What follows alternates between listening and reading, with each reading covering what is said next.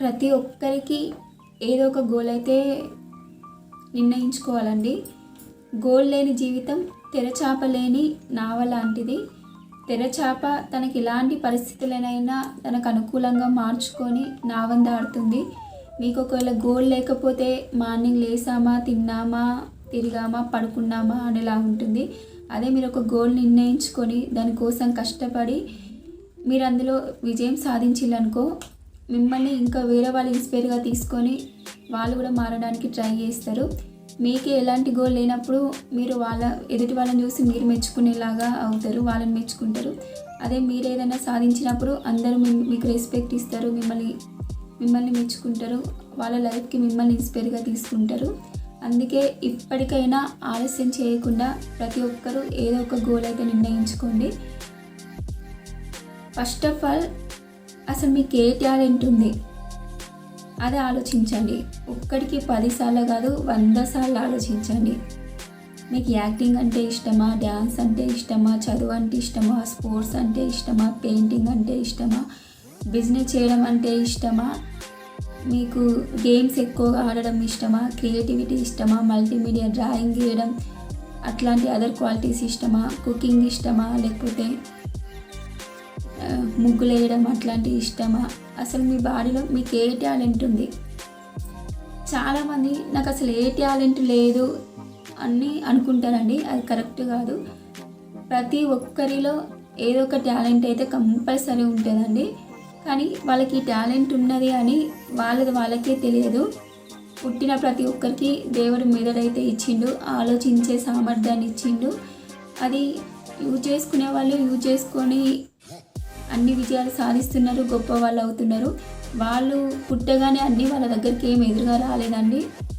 వాళ్ళు ఎంతో కష్టపడి ఎన్నో ప్రయత్నాలు చేసి ఎన్నిట్లో విఫలమై పట్టు విడవని విక్రమార్కుల్లాగా ముందుకెళ్ళి విజయం సాధించారే తప్ప అక్కడ కూర్చోగానే నువ్వు అదృష్టవంతులు అని విజయం వచ్చి వాళ్ళని ఎదుర్కొని ఏదో ప్రైజ్ లాగా ఇవ్వలేదండి.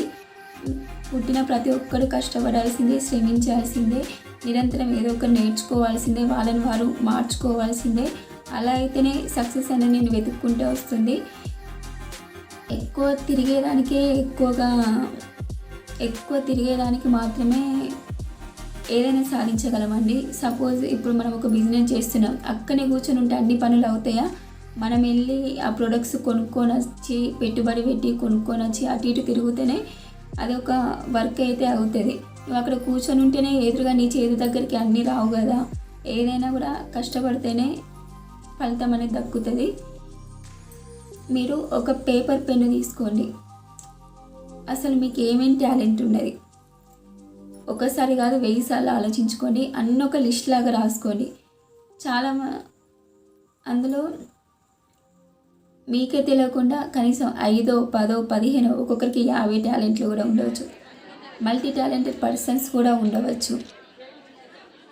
టాలెంట్ అసలు మీకు ఏమేమి పనులు వచ్చు, మీ స్ట్రెంగ్త్ ఏంది, మీ బలహీనత ఏంది, మీరు ఏ పనులు ఎక్కువ ఇష్టంతో చేయగలరు, ఇష్టం లేకుండా చేయగలరు, అవన్నీ రాసుకోండి.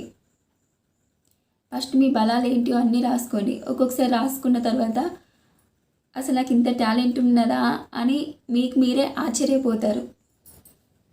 ఇన్ని టాలెంట్లు ఉన్నాయి అయినా నేను ముందుకు వెళ్ళలేదని ఇప్పుడు బాధపడతారు. అందుకే ఫస్ట్ ఆఫ్ ఆల్ అన్నీ రాసుకోండి. మీకు ఏమేమి పనులు వచ్చు, దేంట్లో అయితే మీరు సాధించగలరు అనేది రాసుకోండి.